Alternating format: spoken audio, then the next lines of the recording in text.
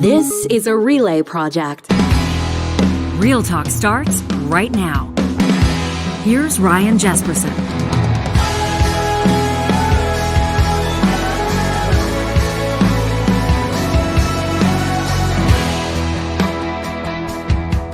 I want to welcome you to this episode of Real Talk. It's Ryan Jesperson with John Hicks on this Tuesday, September 19th. Coming up in about 20 minutes time or so, Harman Singh Kandola will join us in studio. You've heard him. You've seen him on the show before as a member of our group chat roundtable. He's a lawyer that practices here in our home city of Edmonton, but he's going to be joining us today in the context of his role as Vice President of the World Sikh Organization Canada to comment on a remarkable story that's really, I think, capturing the attention of people, not just in Canada, but in the United States, in the UK, and certainly in India, as the Prime Minister Justin Trudeau is accusing the government of India of involvement in the fatal shooting of a Canadian Sikh leader. This was back in June 18th in Surrey, outside of a Gurdwara.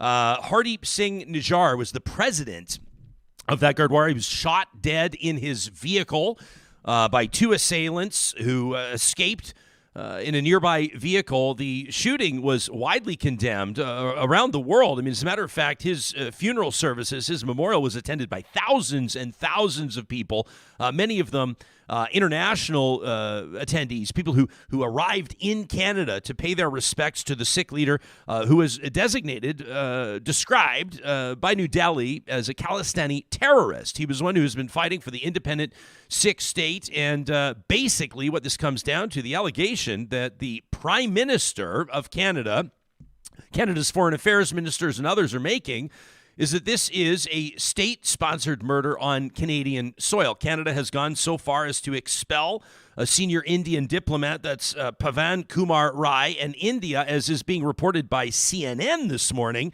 expelling a Canadian diplomat in CNN's description as a tit-for-tat move, as a spat. I think you might describe it as more than that. A spat over an assassinated Sikh activist deepens. Both the Prime Minister and the leader of the official opposition, Pierre Poilievre, calling this a direct threat to Canadian sovereignty. And Harman's going to get into this, and I suspect that he's bringing his blowtorch to do the talking today, because this is something that he and the World Sikh Organization has been talking about for quite some time. I'm going to save some of my comments and save some of my observations for when Harman's here, because he's much more qualified to talk about this. But in particular, I want to ask him about federal NDP leader Jagmeet Singh's response to this yesterday, because there are layers to that story, and we're going to get into that in this episode of Real Talk.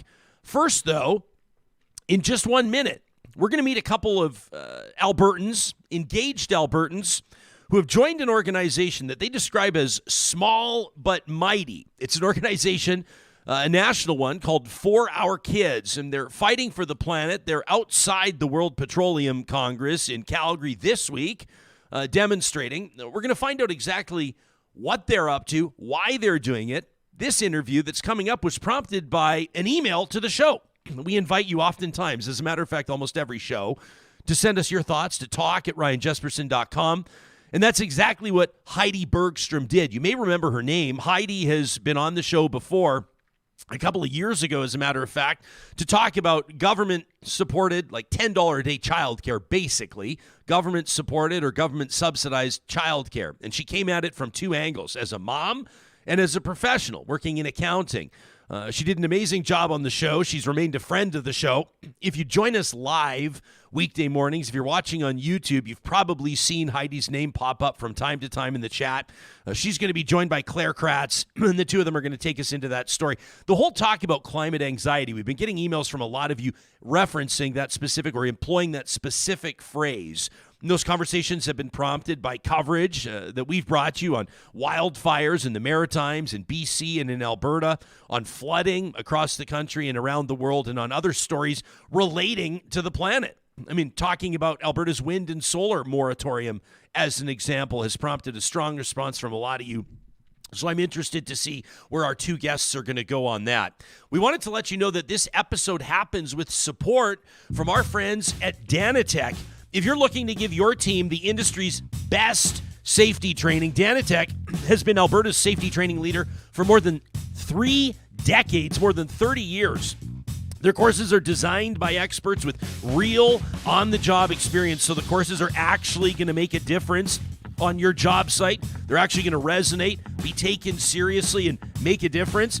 You can save lost time due to injuries. You can stay compliant with changing regulations. And, of course, you can save money on training with Danatech. Big companies across Canada use Danatech's systems with TDG, electrical, lifting device courses, and more for good reason. And they've got a catalog of more than 150 courses across a whole bunch of industries. You can visit danatech.com to see their courses and ask them about their bulk discounts. Again, that's danatech.com. Well, we lead off this morning with two real talkers who are making a difference in their community. They're giving of their time. They're pouring their efforts into an organization, an upstart known as 4 Hour Kids. And it gives me great pleasure to welcome back to the program Heidi Bergstrom and to say hello to Claire Kraatz. Claire has been a regular contributor to our inbox. She's kept us informed on issues and initiatives relating to the planet. But Claire, this is the first time that you and I have spoken. So a warm welcome to both of you, and thanks for making time for us. Heidi, it's great to have you back. I can't believe it's already been, I think it's been a couple of years since you first joined us. Yeah, close to 3 already. Close to 3 years. Unbelievable. How did you and Claire get to know each other? Have you been friends for a long time, or did this organization connect you two? It was just through Twitter. Claire and I have actually never met in person. Oh, wow. Okay. But we connected over kind of similar retweets and posts on stuff like that. And I felt like she was a kindred spirit. So I reached out to her and we decided to start 4 Our Kids Alberta together. Well, fantastic. Claire, I feel like on certain episodes of Real Talk, you've deserved a producer credit at the end of the show, considering how much information that you sent us. And it became abundantly clear to me, I think the first time that you were in touch with us, 3 years ago, it must have been the second or third day that we did an episode of the show, that you care very deeply about the planet. You care very deeply about the environment. Is it a stretch to call it your life's work? It probably has become my life's work. Yeah, it's been a journey though. It hasn't always been my life's work. It really started with the Fort McMurray fires. I think that lit a spark. And sadly, I that event just really turned things around for me. So, you've had John Valent on the show, and I believe he has talked about how that event impacted Albertans. And for sure, that event impacted me significantly. And then, that was 2016. And then the few summers after that, with the wildfires in British Columbia and smoky days, that prompted me to just start reading as much as I could possibly read. And then I think it was a couple of years ago, Heidi and I decided, okay, now we know enough, we can start to act in our communities. So I'll let people know that John Valent is the author of a book called Fire Weather. I won't soon forget our conversation with him. It was back on June 20th, and people can check that out in our podcast archives or on YouTube. He let us know, Claire, as you'll remember, that we are at the beginning of what he called a century of fire, which is kind of a shocking realization to make as you listen to this respected journalist and best-selling author talk about his study into wildfires in Canada and around the world. I recommend people check out that episode if they haven't already. Heidi, how did you become connected with 4 Hour Kids? What's this all about? It was just me searching for an outlet for my anxiety, for someone to connect with, or a way to kind of channel my fears into action. And specifically, I'm worried about my children and the future of my children. And so I was just looking up organizations for parents was over and over, and 4 Our Kids kind of kept showing up. And I liked their website, so I joined one of their welcome calls, and, their mission, their attitude really spoke to me. And so that's when I reached out to Claire, and, And it turned out that they had reached out to Claire previously about starting a For Our Kids chapter. And so, it kind of worked out that she was ready, I was ready, and we made it happen. So, Heidi, when we talk about climate anxiety, can you give us a sense of how that manifests itself with you? Is it based on an incident? Is it sort of like this almost perennial or perpetual feeling that you have? How would you describe it? Well, I got pregnant with my third child in June of 2021. I was already feeling some low-level guilt about, bringing another child into the world, increasing my carbon footprint, all that kind of stuff. And then the heat dome hit. And it became less about like my impact on the world and much, much more about the world's impact on our lives and my children's lives. And like, it was crushing. I had a really, really tough time getting through it. Honestly, I think it took a couple of years. Like, I feel like I'm just kind of at a point where I've accepted it. It's become a part of who I am. And I have kind of given myself permission to be happy again. So it was a couple of years of being really worried, really, really guilty about bringing kids into the world. Feeling very alone for a while because I didn't know how to talk to people about it. Because I feel like it's almost a taboo thing, maybe especially in Alberta, where so much of our world is driven by oil and gas. And so I had a really tough time talking to people. And so that's why I'm really so thankful for Our Kids, for Claire, for our little organization, because it's just been really nice to not feel alone in that. Claire, have you noticed that? People can check out, by the way, I'll let them know they can check out forourkids.ca, families taking action for the climate. Is this kind of designed to be a forum or a gathering place or a connector in a sense for people that are experiencing not only maybe the same emotions or the same sort of mental stress, but also maybe a shared goal or shared mission? Is that kind of the whole point? Yeah, I think what For Our Kids is doing is very dependent on where you are in the country. So there are really big teams in places like Vancouver and Montreal and Ottawa, Toronto, and they're really just kind of getting on with it. Like, they're taking action at the school level, having what's called climate conversations outside their schools. The kids, it's driven by the kids, but it's also the parents seeing that, oh, if I get involved, if I support my kids in this, then we can make even more of a difference. In Alberta, we are very small. So there's Heidi and myself and a few core members. And it is in some ways a support network because we all have felt or continue to feel quite alone in this. So you're seeing two of our core members as well as myself in that photo. That's Miranda. This is for people that are listening on the podcast. We're showing some photos. This is you and some of your group members, some of your members outside the World Petroleum Congress yesterday, correct? In Calgary? Yes, on Sunday. Yeah, we met at City Hall. We heard some fantastic speakers, and then we did a slow march down Stephen Avenue to where the World Petroleum Congress was meeting in front of the TELUS Convention Center. It was very peaceful. We had a lot of police presence. It felt safe. But we got to stand there and confront, in a very peaceful way, delegates of the World Petroleum Congress. Many of them were standing in the pedway, the plus 15 pedway here in Calgary. And so we were down on the street looking up at them, and they were taking pictures of us, and we were chanting, "We are not safe."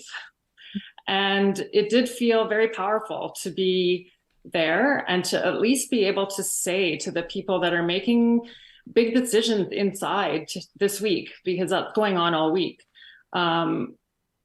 it felt powerful to stand there and do that. And I'm not a protester. I just have to say that. I don't like crowds. I'm more of a keyboard warrior. I like writing letters. I like meeting one-on-one or with small groups. I'm not a crowd person, but it was important for me to go on Sunday. And what's your Claire? What's like your specific? If you had a delegate there in person, and like let's say a group of them walks up to you and wants to pick your brain. Like, let's say they go, okay, like what's one tangible thing you'd like us to take from this? What's one bit of climate action or maybe a concession that you'd like to see? I mean, are you of the school of thought? And we've heard guests on this show say, I remember Zipporah Berman a while ago saying, you got to leave everything, leave the rest of the oil in the ground, like shut it down now. And then on probably on the flip side, on the way other end of the spectrum, it's like, climate change has always happened. It's not real. We should drill, baby, drill. And, Canada should do everything it can. Like, I suspect you're closer to Zipporah than drill, baby, drill. But what would be a call to action? What would be your focused message to delegates at the World Petroleum Congress? I want them to stop fighting the idea of an emissions cap. So we need a bold emissions cap. That is really key in Canada. And I would say that the reason polling supports that, Albertans want that. 62% of Albertans polled from the Canadian Association of Physicians for the Environment want a bold emissions cap. And so if you're out, all those people out there listening, there is For Our Kids Take Action on our website. And that's just one thing that you can do. And that number is much higher actually for the 18 to 34 year old age bracket. It's closer to I think 72 or 75% that support a strong emissions cap. And so these corporations have been lobbying against that. I mean, because they know that it works. It would help. And at this point, I don't think that we can trust them to do this on their own. And so we need our governments to regulate that. In the whole like fighting for the kids movement, and this group called For Our Kids, there's some kind of like, I guess you might call them underhanded compliments, but they're actually there's nothing funny about climate change, but there's something funny about these comments here. I will say, Final Buzzer in our live chat says it's nice to see an organization claiming to be for our kids that really actually does have the future of kids in mind.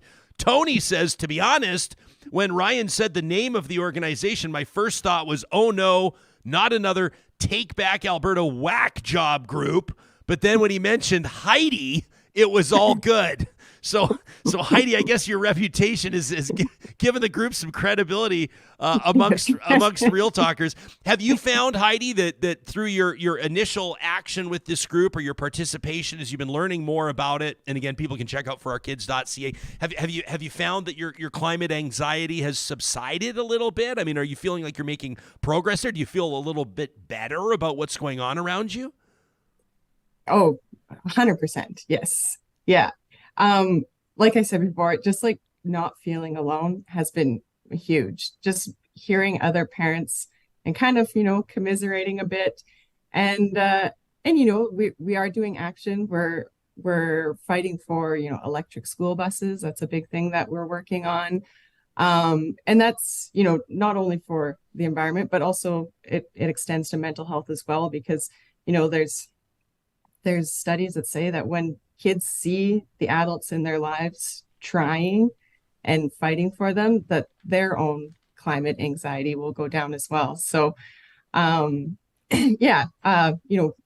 it's been really nice to have this connection and this broader network, because it's not just For Our Kids Alberta that we're, in contact with. We're in contact with members throughout Canada. So it's been a really good experience for me. Do you get the sense that that decision makers are taking it seriously? I mean, do you have optimism? Like when you talk about electric school buses, I find that sometimes, and I'm not the pessimist, I'm the realist, right? Yeah. But I find a lot of times people have really great ideas and then a government minister hears about it. Or, I mean, if you're lucky enough to get the ear of the minister and they go, yeah, no. Or they go, yeah, that's going to cost $400 million. We're not doing that. Yeah, we're not really talking to the government on this. We're talking directly to school boards and transportation companies. There is an electric school bus that's operating in Parkland County, and I talked to them, and he said, the operator said, it's the best bus that they have. It's the most reliable bus that they have. Wow. So, I know. I was expecting him to be like, it's okay. But no, he loved it. And so, so people are receptive. Sometimes they don't even really know it's an option. We bring these ideas to them, we bring the facts to them, and tell them about the subsidies, because yes, they are expensive, but the government is subsidizing them. Yeah, good stuff. Natalie in our live chat says, I have such gratitude to these mothers for their leadership. We need more adults to advocate for climate solutions. Natalie says, as some kids had written on a banner at a climate strike over the weekend, later is too late. That from Natalie in our chat. I want to thank both of you for being here and thank you for your advocacy. I want to let Real Talkers know as well. There's a great piece. I had a chance, and Claire, thanks for passing it along. Or maybe it was you, Heidi. I don't remember, both of you. Flooding me with good information, which is a positive. Investing for our kids shouldn't be this hard. It's by a gal by the name of Miranda, who's a member of For Our Kids. And again, you can check that out on their website. You'll find it in the show notes. Heidi Bergstrom, Claire Kraatz, right here on Real Talk. Thank you for your time. Thanks, Ryan. Thanks for having us. You bet. You can let us know what you think about this. I can tell it's resonating with some of you, just showing gratitude in the live chat. Others of you, be curious to know if this, kind of spurred something within you. If this resonates with you, if you're experiencing so-called climate anxiety. I'm serious. It's a recurring phrase that we see in emails to the show. And sometimes they're really like supercharged messages. People are pissed when they see stuff going on around them. And others kind of are in which I think is really hard to read. People are in positions where they just feel like, I don't know what to do. I'm stressed. I feel anxious. I see the news happening around me. I see evidence of things happening around us. I'm listening to the science, and it just doesn't seem like people are paying attention. And if you found a community like what Heidi says she just did, then, that's a positive. You can let us know how that landed with you.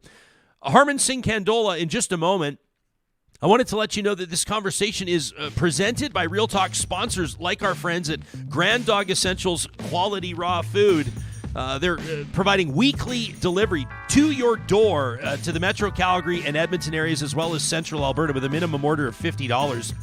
Grand Dog Essentials Quality Raw Food is what we feed our dogs, and that's because we've seen the health benefits over the years that we've been doing business with this family-owned business. There's a couple of things happening through the month of September that I want to tell you about. Number one, a promo for beef and bison raw pet food. This is their best-selling, most popular raw pet food blend. It's the beef and bison. If you use the discount code September 2023 at granddog.ca, September 2023, they're going to knock $10 off the cost of that raw pet food blend, and you can use that discount code as many times as you like through the month if you want to load up your freezer. There's also the Mine Pet Platter, and this is what our dogs eat off. This is like, forget about kind of the standard doggy dish or the dog bowl, you know what I mean? The Mine Pet Planner is designed with your pet's natural instincts in mind, with colors they can see. The food is spread out naturally, so it slows their eating pace. They're even dishwasher safe, and they're on special right now, 25% off through the month of September. You can find it under the Shop Now link at granddog.ca. It's a perfect time of year for those of you that are looking to the fall, to the winter, and you're soon. I don't want to get too far ahead of myself, but you'll be making a New Year's resolution to get more organized.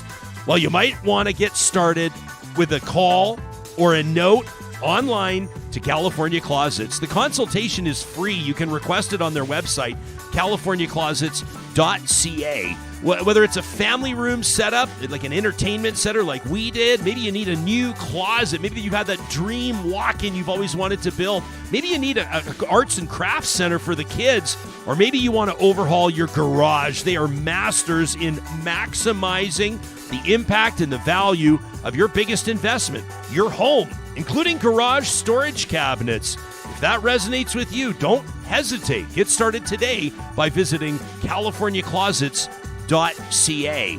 Our friends at Kubi Renewable Energy want you to know that they're hiring right now. If you're a skilled electrician, if you're a tradesperson, if you got experience as an installer and you want to be part of Canada's green energy movement, you're going to want to check out kubienergy.ca. They're looking to hire team members in Calgary, Edmonton, Lethbridge, Kamloops. You can work with a dynamic and innovative company that's revolutionizing the renewable energy industry in Canada. Plus, they have cold beer on tap and floor hockey on Fridays. Yeah, you heard me right. You can apply or check out the careers link at kubienergy.ca. At Complete Care Restoration, for more than 10 years, this family-owned business has made it their mission to get families and businesses back on their feet after disaster strikes. That's right, they're Alberta's experts in repairing fire and flood damage, as well as removing mold and asbestos. They've got talented and trained team members that treat every project as if it's their own. Restoring your home to like, kind, and quality condition is their goal with every project, regardless of size and scope. They use the latest technology in estimating. They have project management software and non-destructive investigation techniques to ensure that every job is done professionally, respectfully, and honestly. You can find them online at completecarerestoration.ca. And a reminder to those of you that are making decisions on behalf of businesses in Alberta and Saskatchewan, big or small, whether it's a ma and pa shop, a retail location, could be a restaurant, could be a hotel or a shopping mall. If you're in charge of making the call on garbage and recycling, hell, if you work for a municipality and you're in charge of the contracts, if you haven't been in touch with Local Environmental, you're probably paying too much. You can request a quote today on their website, localenvironmental.ca, and find out how partnering with Local means not just better service, but better prices and more support for local causes as well. And don't forget, Local Environmental presents Trash Talk every Friday right here on the show. Your chance to send us an email and blow off a little steam, courtesy of Local Environmental Services. A remarkable story developing in Canada as the Prime Minister, Justin Trudeau, is accusing the government of India in the involvement, the fatal shooting of a Canadian Sikh leader back on June 18th in Surrey. It's a claim that will obviously have seismic effects on an already shaky bilateral relationship. Harman Kandola is a wonderful friend of this show. He's also the VP Alberta for the World Sikh Organization of Canada, and he's making time to join us in studio. Thanks for making time for us, Harman, and it's nice to see your face. Yeah, absolutely. Thanks for having me. This is a story, obviously, the killing of Hardeep Singh Nijjar that has been not only on your radar, but the radar of the World Sikh Organization for quite some time. And it goes way beyond that. The story, while obviously gaining a lot of international attention because of this state-sanctioned murder on Canadian soil, has many layers that go back many years. Yeah, absolutely. So yesterday was an unprecedented moment for Canadian Sikhs. For the Prime Minister to rise in the House of Commons and produce and say that there's credible evidence to link the Indian government and Indian agents with the murder of Hardeep Singh Nijjar was something that the community has known all along. You know, this is something that right after the assassination of Hardeep Singh Nijjar happened, the community knew that the Indian government was linked to it. They've talked about this, you know, and when you saw the funeral of Hardeep Singh Nijjar, tens of thousands of people from the Sikh community came out, and the speeches all pointed the finger at the Indian government. Hardeep Singh Nijjar was a local Sikh activist. He was the president of the Gurdwara there. He's somebody who has been on the radar of the Indian government for speaking out against the Indian government and its terrible human rights record. You know, and before him, there was Avtar Singh Kanda in the UK who died under mysterious circumstances a month before. Again, the community has pointed to the Indian government. Before that, in March of 2023, Parmjeet Singh Panjwar was killed in Pakistan. Again, another prominent Sikh activist who was killed in Pakistan under suspicious circumstances. So the community had been following this along and understood that the Indian government had now started a brazen campaign of assassinating prominent Sikhs across the world in different countries. countries. And it opened up a new chapter in how the Indian government was overreaching and going after people who criticize its record. Now, the issue of foreign interference of the Indian government in this country is a long-standing problem. This is something that's been well documented through the 80s, through the 90s. It's something that Sikh activists have put on government radars consistently. Now, it's taken time for the Liberals to really wrap their heads around what the Indian government was really trying to do. In 2018, we saw Trudeau go to India, and people like to mock that trip for different reasons. Mm-hmm. I mean, they don't understand that entire trip and the embarrassment and the narratives that came out of India to criticize Trudeau, those were not done because Trudeau had somehow misstepped or he did the wrong dance move or wore, some costume. It had nothing to do with that. They were trying to embarrass Justin Trudeau to compel him to sign an intelligence sharing agreement. The Indian government has consistently tried to get Canadian government to sign an agreement where they would share intelligence. And when Harper went to India, when he was prime minister, he actually refused to sign this agreement. He said, I can't trust you to give me good intelligence because you're a country that relies upon obtaining intelligence through illegal means. You use torture. You use certain techniques that we would never use in this country. We don't recognize these. And so Harper says, no, I'm not going to do this. I'm not going to sign this. And at the time, the Indian government says, well, you've got these people in Canada who speak out against India. They talk about our human rights record. They talk about separation. And Harper's response was, well, in Canada, we believe in the freedom of speech. If they want to advocate for Khalistan, they're free to do so, as long as they do peacefully. And so the Indian government was very disappointed. And when Trudeau comes to power, they take the opportunity to try to compel him to get to sign this. And so they refuse to meet with him. You'll remember when Trudeau lands in India, there's nobody there to greet him when he gets on that trip. And so what happens? And then these news stories that were planted start to come out. And ultimately, Trudeau has to cave in order to get a meeting with Modi, because now he needs to salvage this for the Canadian media purposes. And part of the salvaging this and getting that meeting was signing the security sharing agreement. And so one of the asks that comes out of yesterday is, hey, Trudeau, we want to take concrete steps against a nation that you now recognize is interfering in this country. Well, the first thing is, let's actually pull out of that security sharing agreement. Let's pull out of trying to share any type of intelligence with the Indian government, because we know that they are spreading false information about Sikhs. And we knew that the targets of that false information would be Sikh activists in this country. And it's no surprise. A year later, for the first time in history, Sikhs are included in the terror report. Say that, Sikh Canadians are a potential threat to domestic security in this country. And that's when a movement started of Canadian Sikhs to say, well, prove to us that there's a threat to Canada. And ultimately, the government has to remove those sections. They ultimately say that there is no evidence to show that there's any threat to any country from the activism of Sikhs in Canada. For the average person that's doing their best in good faith to scale up their knowledge on this story and learn as quickly as they can, if they Google Hardeep Singh Nijjar, they're going to see they're going to see him described in a couple of different ways. They're going to see him described as a Canadian Sikh who was murdered. Yeah. And then depending on the news source, they will also see him described as a Khalistani terrorist. Right? So one of the things people need to remember is that whenever you speak out against the Indian government, you will be labeled an extremist. You will be labeled a Khalistani. There is nothing wrong in advocating for a separate sovereign state for the Sikh nation.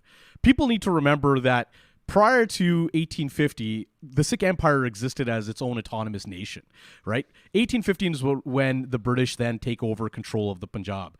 Post that, 1947, with the creation of India, a lot of Sikh perspectives and political sentiments don't support the creation of this new nation. I think a lot of people forget that India is a modern creation. There is people who continue to push for sovereignty. That movement, led to ultimately what is called the Sikh genocide of 1984, and we'll get into that. Mm-hmm. But again, one of the things that the Indian government does really well is work hand in glove with its media. when you talk about media freedoms in India, it's one of the worst nations for media freedoms. India regularly does internet blackouts in places where there's criticisms of what's happening or where they're enforcing draconian measures on organizing or protest. We all remember the farmers' protest from a few years ago, Of course. which was one of the world's largest ever protests. Again, led predominantly by people from Punjab and Sikhs who stood up from there and went and marched to Delhi. We remember the violence they were met with by the Indian state. We remember the internet blackouts. We remember the false media narratives that the Indian government tried to plant to again accuse them of being Khalistani extremists. Say that these farmers who were coming to Delhi to protest against the farmers' bills, they were Khalistanis, and everybody who speaks out against us is a Khalistani. This is a nation that people. Modi is a genocidal leader. He is a man who in 2002 committed genocide in Gujarat when he was chief minister. He was banned from the U.S. I mean, the Americans, one of the biggest outcomes from this is the Americans were seeking to have a better relationship with Modi as a bulwark to China. With the leader who you banned because of his human rights record. He hasn't changed. You know, the attack on Muslims in India has continued by Hindu nationalists. The attack on Christians in Manipur just a few months ago, hundreds of Christians have been targeted and killed. Even with Dalits, you know, low caste and people in India, high caste continue, the caste violence continues. And these are all things that Sikhs in Canada continue to speak out against. This is the problem. India wants to portray itself as the world's largest democracy. And there are members of the Canadian government and MPs who exist in different parties who want to uphold this illusion that this is the world's largest democracy. When Canadian Sikhs have been telling you that the India does not believe in the same democratic norms and values that we in Canada understand.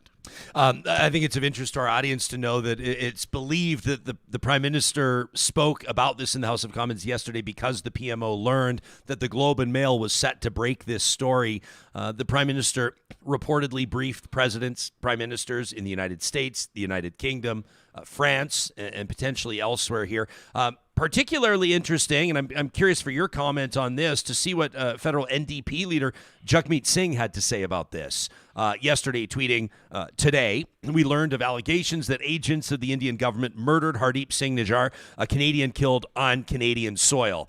Which just reading that, it's like, you know, he says, to all Canadians, this is my vow. I will leave no stone unturned in the pursuit of justice, including holding Narendra Modi accountable. What does that look like to you? Well, the one thing that people need to understand, Jagmeet Singh has been speaking out about the Indian government from before he was an MP.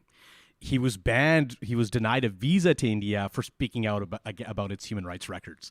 Jagmeet Singh has been consistent on speaking out against India, and we know that the Indian government has made attempts to discredit Jagmeet Singh in this country because of his stances. And so for a long time, he's been pretty quiet on this.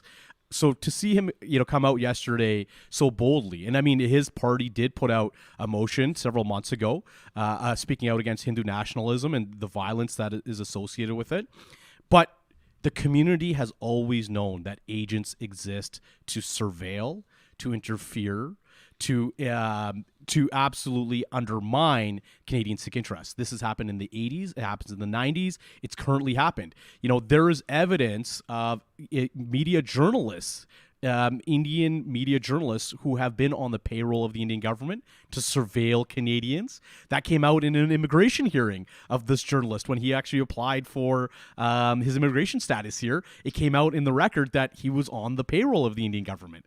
And so these are things that the community has known, and Jagmeet Singh has known about Indian agents operating in Canada for a long time.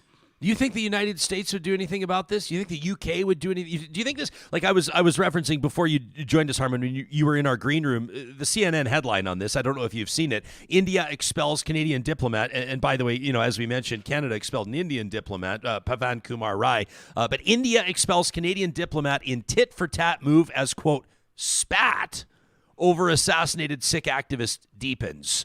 You think the U.S. does anything about this? You think the U.S. wants to get involved in this at all? Can I say Americans have been killing people on their own soil for years? Well, that's kind of what the U.S. has done.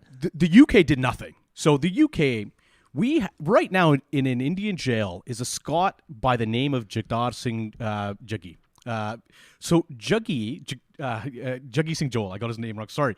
His only crime was that he set up a website called Never Forget 84. Never Forget 84 was a website to commemorate the victims and the people who stood up during the Sikh genocide of 84 when the Indian government storms the holy site of the Sikhs, the Golden Temple. And after that, the violence where tens of thousands of innocent Sikhs were killed. Jagdar Singh Johal set up this website where he talks about this Sikh genocide. And it's been recognized by a genocide by the Parliament of Canada, by senior leaders in the BJP in India when they were not in power.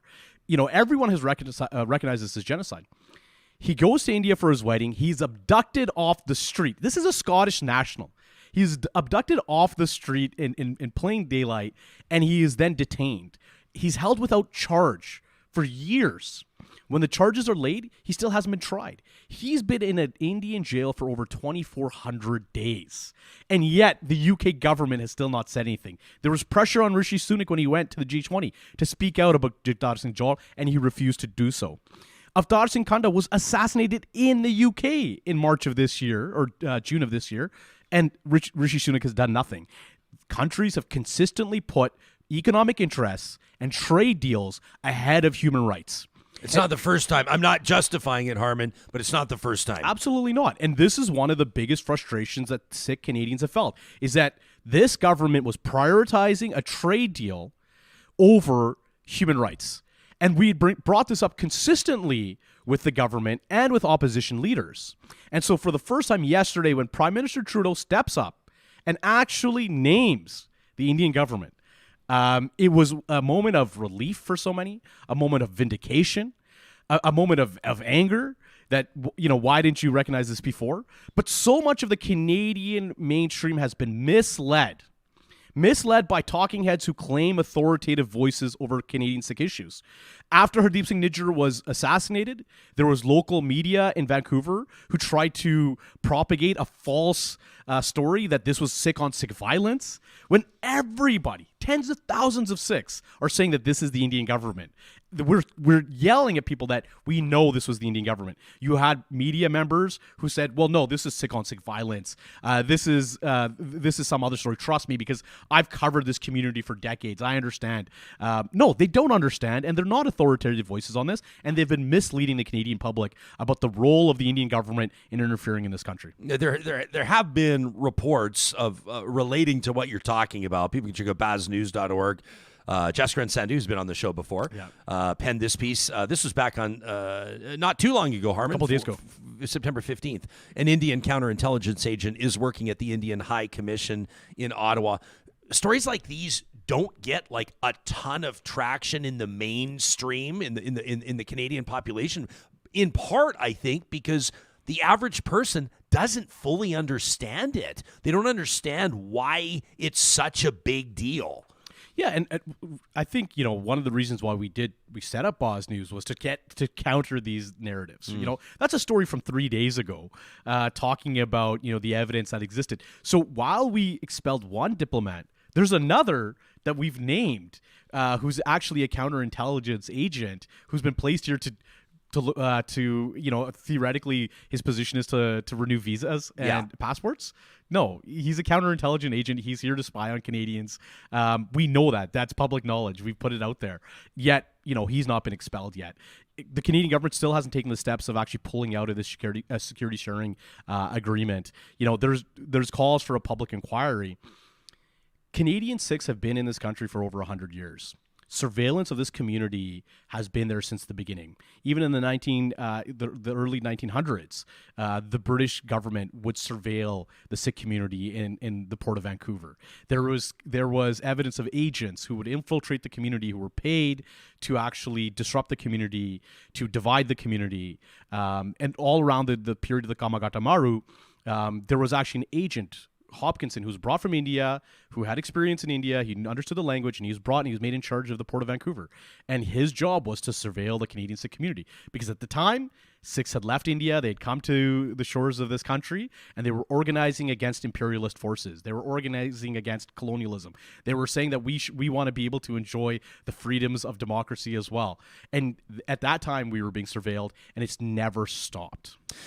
Pierre Poilievre spoke on this in the House of Commons yesterday for about 2.5, 3 minutes. And I would say that of anything, this might be the closest that the Prime Minister and Mr. Poilievre have agreed on anything. He too described this as an attack on Canadian sovereignty, demanded full transparency from the government of India. What do you think would represent meaningful action on this by the Canadian government? When Jagmeet Singh talks about holding Narendra Modi accountable, some people may scoff at, Canada's going to hold India accountable. Canada's going to hold Modi accountable. But what does that look like to you? I think the statement itself yesterday was a huge step in holding India accountable, because now you've seen that Australia has to react, the Americans have to react, other democratic nations have to react to this type of allegation. This is a seismic shift in how India is viewed worldwide. They are now being associated. Again, it's all there. The record of Modi as a genocidal leader, the drift of the Indian government to a right-wing fascist government that is unleashing violence on minorities exists. The oppression of Dalits, of Christians, of Muslims, and other minorities and religious minorities in that country exists. Why the Conservatives have somehow even spoke about this as being some democratically, the world's largest democracy.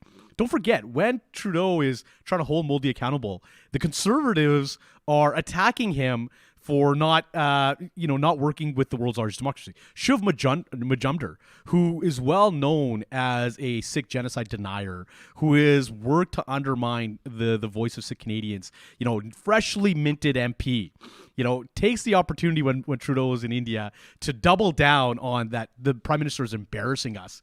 Pierre Poilievre himself, knowing what he knows about the Indian interference, we raise it with these governments. They know these issues. He took the shot at Trudeau while he was there for his own political points and partisan points. It's disappointing. I mean, what I saw from Pierre Poilievre yesterday wasn't enough to walk back his previous support of the Indian government. I think as a whole, Canadian Sikhs want to see a public inquiry. We want to see transparency. We want to see because remember, and we'll go back to this, Hardeep Singh Nijjar was warned by Canadian intelligence that he was going to be a target. And he's not the only one. There's many others on that list who have been warned by Canadian intelligence that you're on a list, that your life is in danger.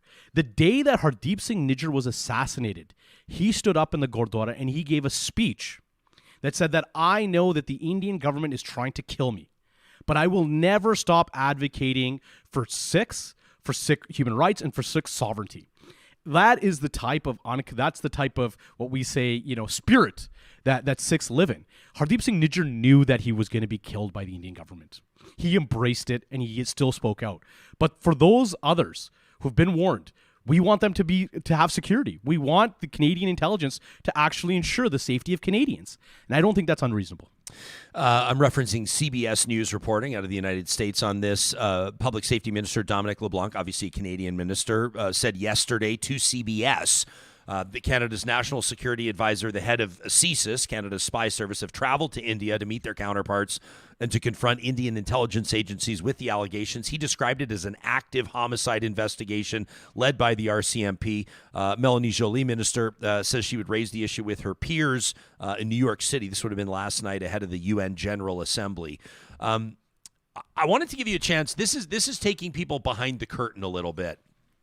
You and I are friends, have been for quite some time. And we did a show on June 22nd of this year, and people can check it in our archives. I believe that we titled it, was it called Canada's Forgotten Tragedy? I think it was. Unremembered. Unremembered Tragedy. And it was, you remember it well, obviously. And it was approaching the anniversary. June 23rd, of course, back in 1985, the bombing of Air India Flight 182, which claimed 329 lives. And we were speaking with Mira Nair here in studio. And I got to be honest with you, I did not anticipate the blowback from that conversation. And I promised you at some point that you would have the floor Yes. to respond to this interview. And so I've asked you to give us a couple of key moments in that interview that you wanted to directly respond to. And now feels like the right time to do it if you're prepared for that. Yeah, absolutely. Okay, so this is back. This is from an episode of Real Talk this year. This wasn't that long ago. This is back on June 22nd. We're going to play 2 clips from that interview, and then we'll have Harman Singh Kandola respond. Here's number 1. This is a small community or sub-community within the Indian Canadian community. I can't stress that enough. But for that group, they still venerate the bombers. They are still, apparently of the belief that violence justifies a political objective. And they're not afraid to present the story in their terms. I think it's safe to say that chances are more Canadians are aware of the persecution of Sikhs in India than they are of the punishment for that activity, which was meted out on Canadians. And so right before that clip, one of the other things she talks about is the enmity that people still have for India. And so the way that Dr. Nair frames this conversation is, the Indian government on one side and these anti-forces again on the other side. The difficulty here is when she goes into speaking about the context, she doesn't provide it. And when you have the opportunity to talk about these types of issues, I think the context is really important. The Indian government went into the Sikh's most holy shrine, and they with their army, and they absolutely desecrated and killed countless amount of innocent Sikhs. The Sikh community was absolutely enraged. People in British Columbia organized against the Indian government and spoke out against the government of India. And in what she says, she talks about how people like Ujjwal Dosanjh were attacked for speaking out. Well, he wasn't attacked for speaking out against what the Indian government did, which is what it seems like she says. No, he was attacked for speaking out against those who were opposing the Indian government. And the relationship with the Canadian Sikh community with Ujjwal Dosanjh is a long story, and one that I think a lot of Canadian Sikhs, feel that he's worked against the interests of Canadian Sikhs. So when she talks about that there's certain people who venerate the bombers, that's absolute falsehood. There's nobody as part of the Sikh community who venerates the bombers of Air India. Every Sikh in Canada recognizes the tragedy.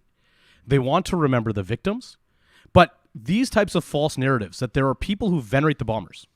There is one Gurdwara in BC that has a photo of Talwinder Singh Parmar in it. And that is the example used by the Terry Moleskis and the Terry Glavins and the Miranairs to say that here are people venerating a bomber. Absolutely not. Those people who have a photo of Talwinder Singh Parmar do not believe he was the bomber of Air India.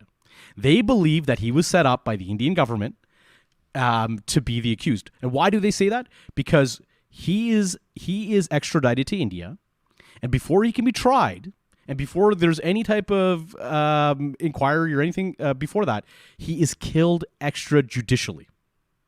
So so India government says he's responsible, give him to us. Canadian government sends him over, and what happens? He's killed. There is no due process.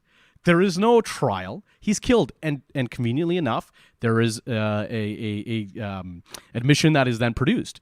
So for those small minority who have photos of Talwinder Singh Parmar, they look at him as a martyr who was set up by the Indian government, that in fact he had no connection and it was actually Indian agents. So for anybody to say that there's people in the Canadian Sikh community that venerate the bombers, that's absolutely false. That's absolutely false. There is nobody who does that.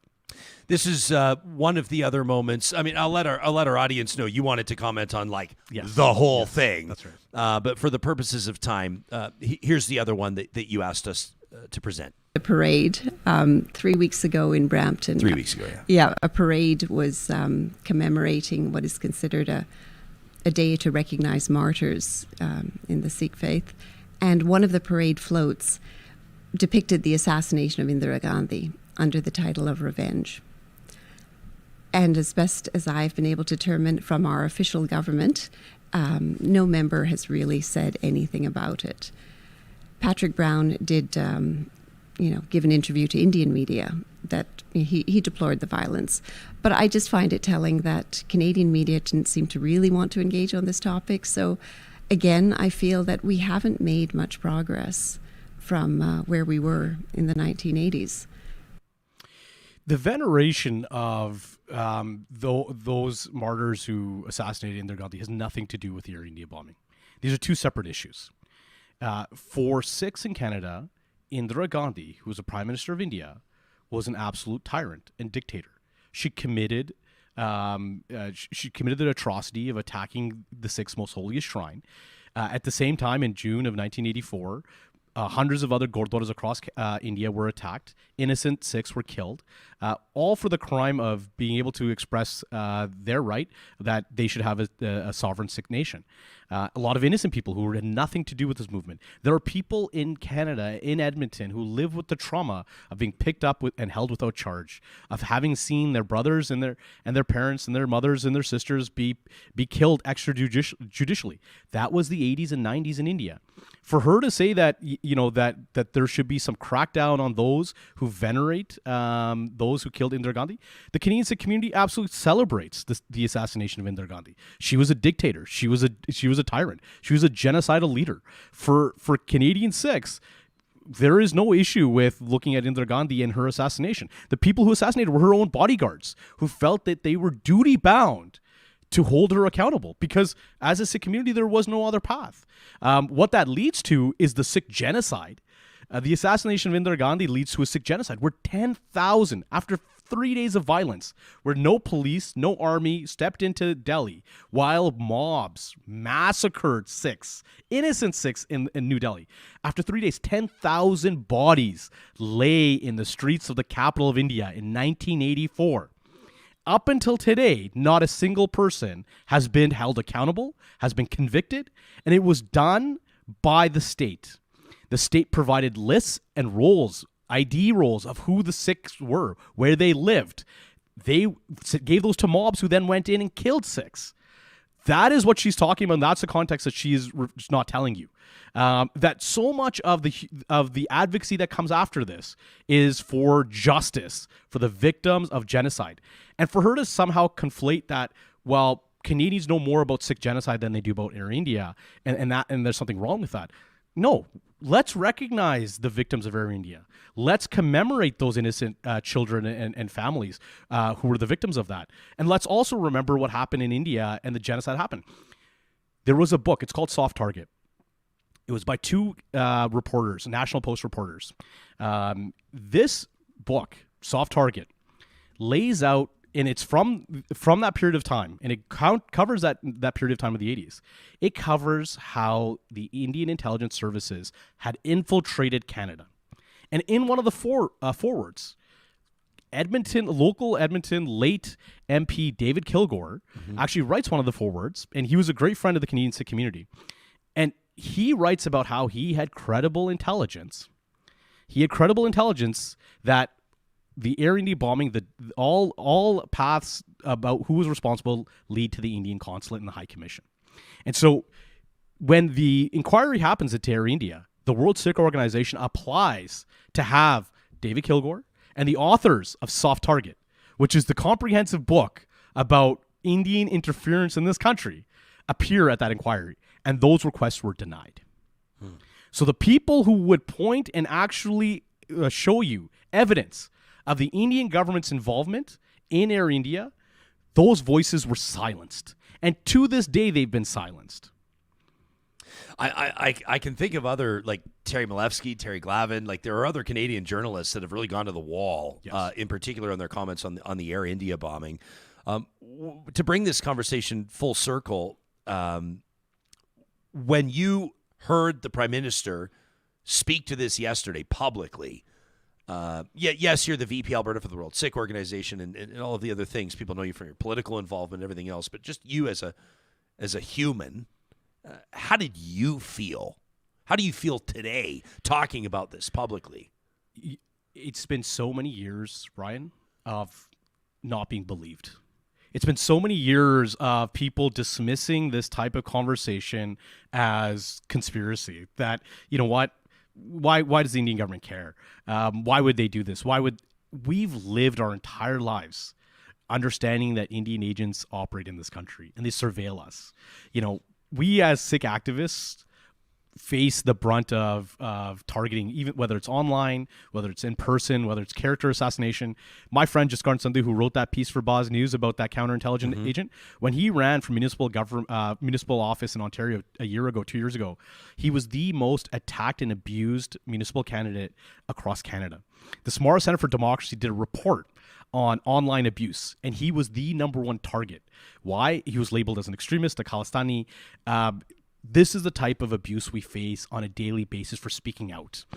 During my campaign, given my comments about Modi, given my comments about the Indian regime during the farmers' protest, I had local elements of the Indian community who protested me and continue to protest me for speaking out about what Modi does and how Modi treats minorities in that country. Even today, talking about this, when I left the house this morning, my mother told me not to. Really? Absolutely. Absolutely. She asked me where I was going. I said, I'm going to do an interview about what the Prime Minister said. She said, don't do it. I don't want you to do it. Because she knows the consequences that we face for speaking out. Everybody understands it. And finally, yesterday, the Prime Minister confirmed everything that we've been saying. And so for us, that moment of vindication, that moment that now we would be taken seriously and credible when we speak, and when Canadian Sikhs tell you that something's an issue, that will be believed, that is a relief. I think I know the answer, but I want to hear you say it. So why did you disobey your mom and show up here today? When Hardeep Singh Nijjar knew that he was going to be killed by the Indian government, he continued to speak out. The day he was assassinated, he talked about it from stage, that no matter what happens, a Sikh will always speak out against oppression. We will always stand up for human rights. That is our duty. That is our obligation. That is our responsibility. It's something that we've done throughout our history. In 1916, Meva Singh Lopoke, who was a Canadian Sikh, assassinated General Hopkinson in Vancouver for what Hopkinson was doing to the community at the time. Meva Singh Lopoke stood up and said, I want to be a good Sikh, but I'm also a good citizen of this country. And if this country is to mean anything, if its democratic principles and values are to mean anything, then there is sacrifice that needs to be made. That people need to stand up for what's right, what's truthful, and that is what a Sikh will do. Ultimately, he assassinates Hopkinson, but for Canadians, he's a shaheed. He's a martyr. He's somebody who actually stood up for the truth, and he knew he had no way out. But today, we have that path, which is to advocate and to educate and to inform the public. And so for me, Meva Singh Lopoke has always been somebody who's an inspiration for me, and it's what guides me when I talk about these types of issues. Harman Singh Kandola is VP Alberta for the World Sikh Organization Canada. You can check out the work that they do, obviously, around the world by visiting worldsikh.org, and we'll put that web link in the episode description for the podcast and on YouTube. Mad respect to you, Harman, and thank you for stepping out and being willing to talk about this. We appreciate it. Thank you, Jasper. You bet. This conversation happens because of Real Talk sponsors, like our friends at the Dairy Queens of Northwest Edmonton and Sherwood Park. And they want to let you know right now that their fall specialty menu is out. That includes the fall blizzards, including that pumpkin pie blizzard that everybody loves with those real chunks of pumpkin pie. Don't forget their signature stack burgers while you're there as well. This is a great way to skip all the work of preparing lunch or preparing dinner for the family. You can check out the Backyard Bacon Ranch Signature Stacker. I love the Bacon 2 Cheese Deluxe, the Flamethrower if you like a little extra spice in your life. You can order these by name at the Dairy Queens in Palisades, Nemeo, Newcastle, Westmount, and Baseline Road. Make sure you let them know that Real Talk sent you. I was telling you that we had a wonderful family gathering in our backyard over the weekend. It was the first time that we've welcomed people to the yard and been able to kind of show off our overhaul, our project. Bringing that space to life with Eden Landscaping is like 98% done. And so we decided to open up the gates and let a couple of our family members in. The nephews were loving running around on that turf, that artificial turf. Looks beautiful. Of course, we got that fire pit in there. We're going to show you all the photos and the videos in the weeks and months to come. But for me, it was just having that yard work for us and look good. That was the biggest challenge. That was the number one thing on our list. When we sat down with Mike and his team through that design process, we basically said, when I look out the back window of our house, I'm embarrassed at how our yard looks. But we can't do some big fancy install because we got kids. We got big dogs. We need the yard to work for us. Well, they found that perfect balance, and they can do the exact same thing for you. Yeah, the implementation, the actual build, they do a great job, but the planning is when their team comes to life. You can connect with Eden Landscaping by visiting landscapeedmonton.ca. Friesen Brothers wants you to know that at all 16 Alberta locations, and by the way, early in 2024, there's going to be 17, and I can't wait to tell you about the new one opening up in Edmonton, just off that traffic circle on 142nd Street, 107th Avenue. News on that to come, but right now the big news is that the Alberta Beef Roundup is back. It's a 2-week tradition that Friesen Brothers has been maintaining since 1955. There's a couple of different options, and you can check them out online at friesen.com. That's Freson. Or you can, of course, just visit them in store. A custom-cut whole hip that's about 70 pounds or a 50-pound freezer pack, custom cut and wrapped by their skilled butchers just the way your family likes it. Don't delay. It'll be over before you know it. It's the Alberta Beef Roundup at Friesen Brothers.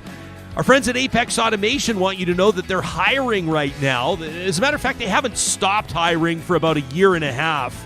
It's because they're Canada's fastest growing automation firm, and they're working across industries. I mean, here on the show, we talk about the energy industry. They're there. We talk about agriculture. They're there. We talk about shipping and receiving, Canada's ports. Guess what? They're there. They're working in brewing. They're working in autonomous vehicles, remote terminal units, all the kinds of things that represent the future of where industry is going.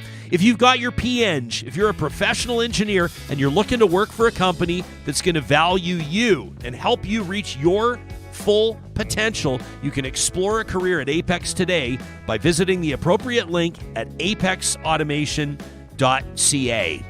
And we also wanted to draw your attention to an initiative. This is a website that's been put up by the members of Civic Service Union 52. That's CSU 52. We've talked so much about inflation over the last while. It's impacting everybody. CSU 52 is looking for a fair bargaining agreement. For the past 5 years, wages for 83% of their members have been frozen. So taking inflation into account, that's a pay cut. It means that, they're community members. They're your neighbors. They've got families, and they're trying to stretch dollars further than they ever have before. CSU 52 believes that they deserve a fair and equitable workplace, which means a cost of living increase. If you'd like to show your support for them, you can check out their website at edmontonforeveryone.ca. It's kind of been this theme today on the show. Harman obviously knows what he's talking about and has a great degree of passion for his involvement on a number of different layers with the World Sikh Organization. Mm-hmm. And then Claire and Heidi before them with the taking action on climate anxiety and seeing what is happening around them and around the world relating to climate change. And these are all members of the Real Talk community. All three guests that have been on the show today are Real Talkers that tune in or download the show or stream the podcast on a regular basis, and that's not lost on me. Mm-hmm. And that's something I think that's worth mentioning. This is a group. We know that this audience, it numbers in the thousands every single day, obviously, but this is a group. You, by listening to this or watching this, by default, I would say, give a damn. And that, I think, fuels our work to a great degree as well, knowing that this is a forum where people like Harman and Heidi and Claire know that they can reach out and have a voice and, most importantly, be heard. Mm-hmm. And it's great because I think a lot of people don't really know what's going on with this issue. And today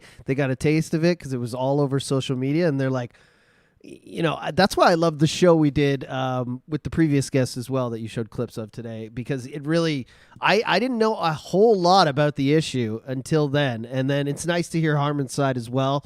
Yeah. Getting the contradicting aspects. My wife's father is Sikh, of course. So this was an issue. I was like, wow, I don't know why more people aren't talking about this, but now you see everyone is talking about it today on social media. So. And it's one of those things as well too, where it's like if we'll talk about something and we'll get someone's perspective on it. Oftentimes we're going to get differing perspectives during the same interview. Mm-hmm. Like coming up on Friday, for example, our roundtable. This coming Friday, we got the president of the Alberta Criminal Trial Lawyers Association, like the defense, and then we've got the president of the Alberta Crown Prosecutors Association. the prosecution, and they're going to join us together. Now, I suspect we may find some common ground because we're talking about violent crime. Yeah. And we'll be talking about things like bail reform, sentencing, mandatory minimums, parole, all kinds of things. But also, they I'm sure will not see eye to eye in some areas, and that's a good thing.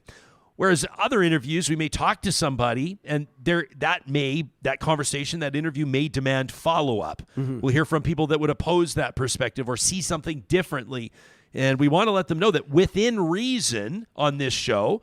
For a second, I'm being facetious, but we're not welcoming Holocaust deniers. We're not welcoming people that have the other side of a coin that is ludicrous or inappropriate or offensive.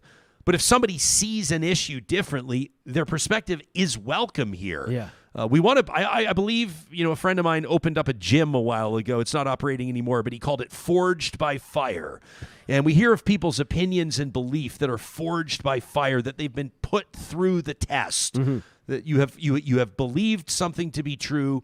You have put that up for rigorous debate and questioning. And if through that process you still believe what you believe, your belief will be stronger. And if you wind up through the process of introspection and investigation and debate changing your opinion, then how is that not a positive either? Exactly. If you learn more about something and change your mind after becoming informed or more informed on it, then that's a positive. Yeah, that's why I don't like the social media feeds, because they're too tailored to your opinion. The right? algorithm. Like, you have to go and search out other opinions, because just like you said, if not anything else, it's gonna at least give you the satisfaction of knowing that your opinion is right. But if you're just blocking off anyone else who has anything else to say, it's not going to happen. And I'm excited for this talk on crime and mandatory minimum sentences. I believe our chat's going to be fired up, because I believe, especially here in Canada, and I believe this too, these sentences are not long enough for violent crime,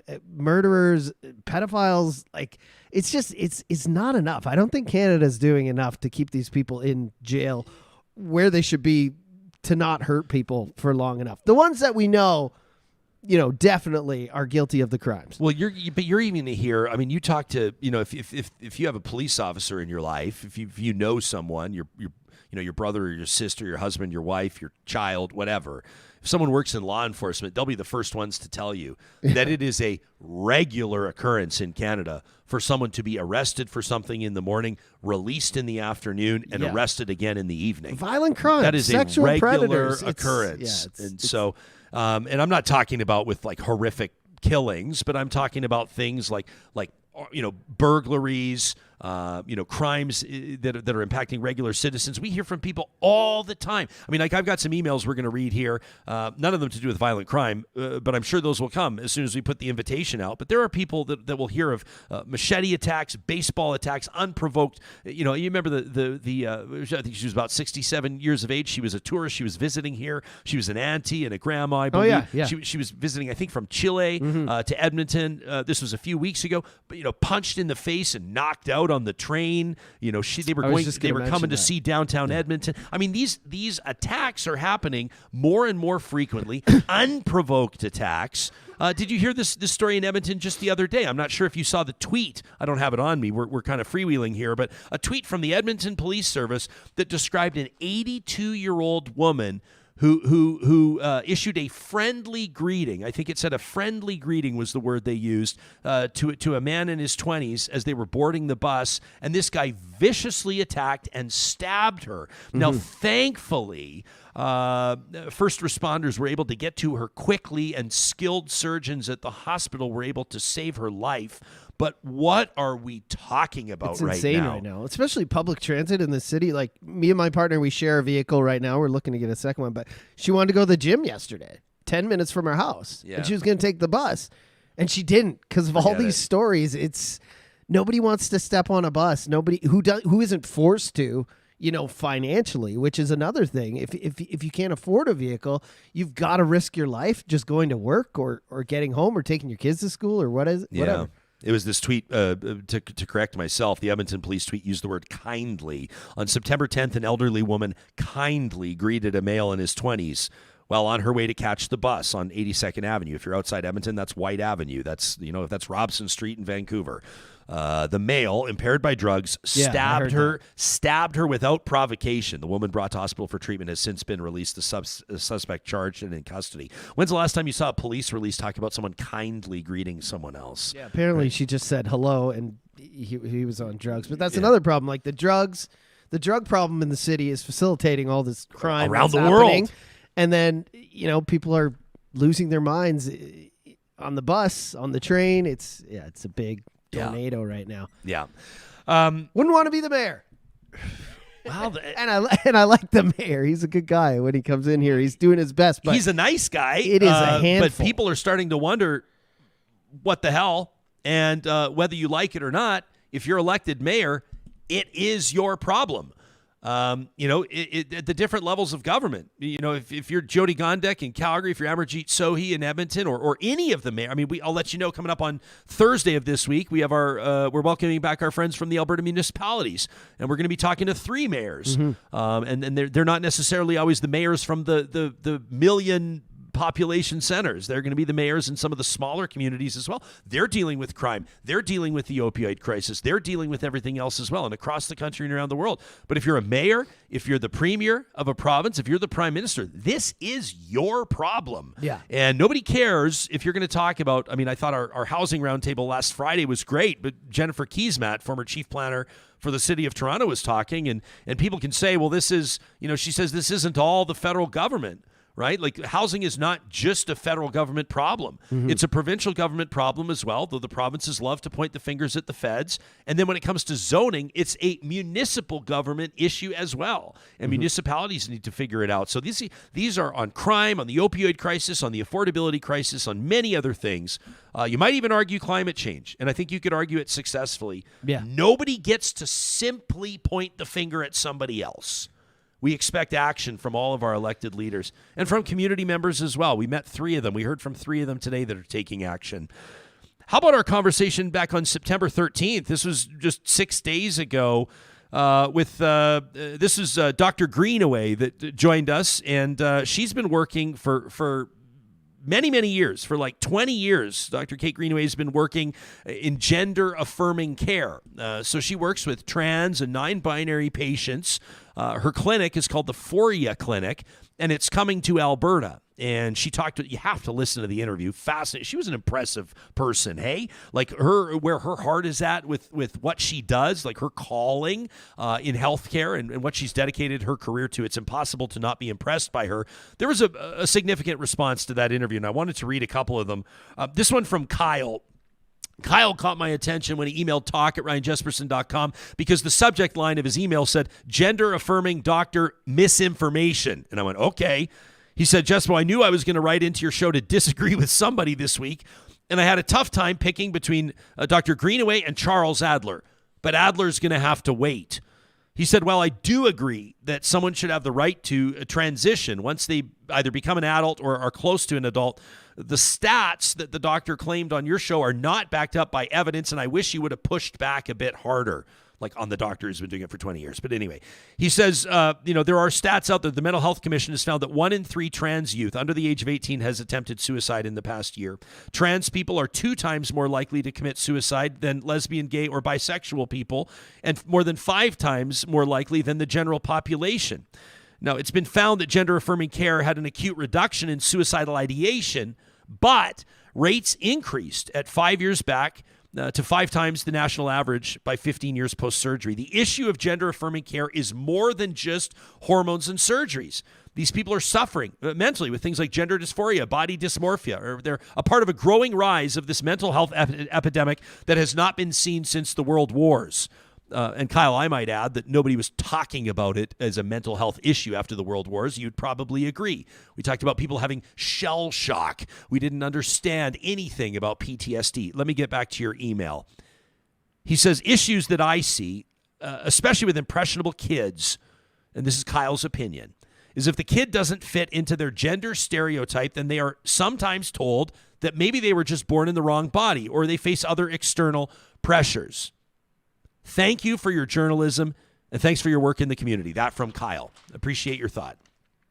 This one from Cameron, who also wrote in about that conversation with Dr. Greenaway. He said, Jespo, Johnny, this conversation really taught me. And he says, and it changed my opinion on this subject. He says, I've heard the rhetoric. I've heard the concerns, and he has concerns in quotes, that people have on healthcare for trans and non-binary people. I've listened to Joe Rogan's episodes on transition regret, and I definitely was concerned about where this was headed in our society. What really hit me was Dr. Greenaway's point that they're trained professionals. And maybe instead of being concerned with situations that may or may not happen, we should strive to have resources like Dr. Greenaway to support trans and non-binary care so that people, including parents, can be properly informed like anybody would want with their own healthcare professionals. Cameron says, thank you for enlightening me during my early morning listening. I thought that was a great email, and that meant a lot. Mm-hmm. This one from Lisa, and I've been hanging on to this for a bit. Lisa, we make plans to get into our mailbag, and I let Lisa know that we were going to read her message, but it's been a few days. We stepped inside Alberta's crowded classrooms, so to speak. This was back on September 6th, and we sat down with Carly Hren and Lawrence Mile. And Lawrence is an author. He's got the cover story in the latest issue of Alberta Views magazine. That's titled Bursting at the Seams, and it talks about Alberta's crowded classrooms and wonders aloud, the piece does, why Alberta spends less per student than any other province in Canada. Carly was talking as well about her work as an elementary school teacher at a city in a public division in Alberta. And Lisa wrote in as a teacher to say, I listened to your episode on September 6th, and while I did think that the guests on your show were good advocates of public education, they didn't provide a full perspective. Now, the only one I can give is from being a K-3 and special ed teacher for 21 years. Lisa, sounds pretty good to me. She says, so from that perspective, your guests didn't seem to actually really know what they were talking about. Your seasoned teacher of 11 years was a kind-hearted, articulate speaker for sure, but I have concerns if she's speaking on behalf of the entire profession. Like, I'm a public school teacher who's taught online for the last 4 years. Lisa says, yes, online still exists in the major Metro Alberta school boards. She says, so people need to do more research. PUF funding should have been talked about. And Johnny, this is one, as soon as you talk about PUF funding, you're going to light a fire under people. Mm-hmm. This is program unit funding, and it's a source of great consternation and controversy for people that take a look at the bottom lines and the budgets of school boards and schools. So Lisa says, I don't know how there was no talk about PUF funding. Like, would full-day kindergarten be great? Yes, of course. But again, there's a lack of physical space for this to happen in Alberta.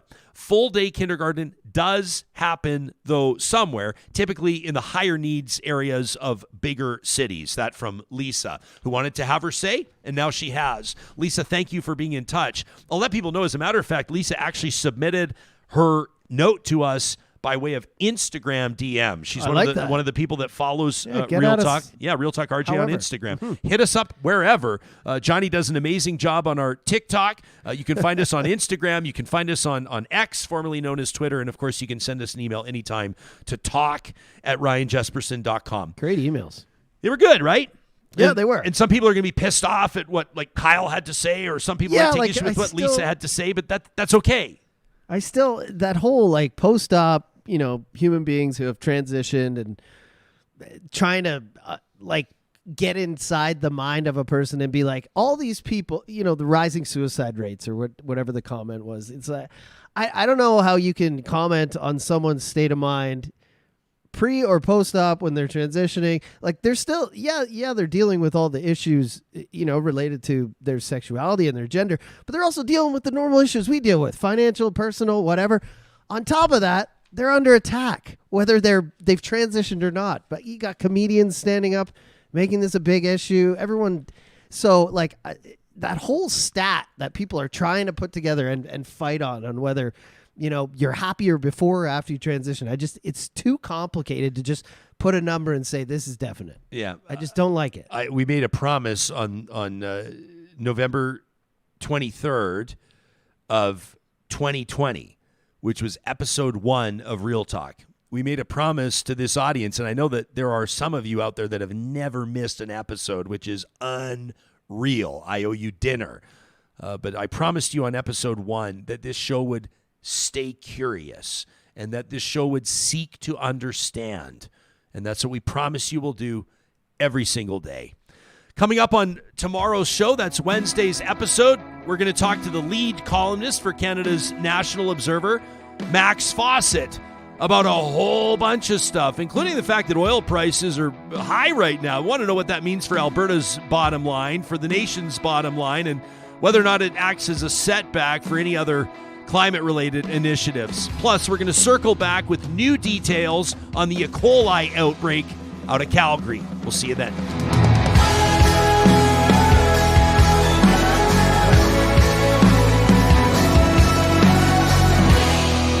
Real Talk is hosted by Ryan Jesperson.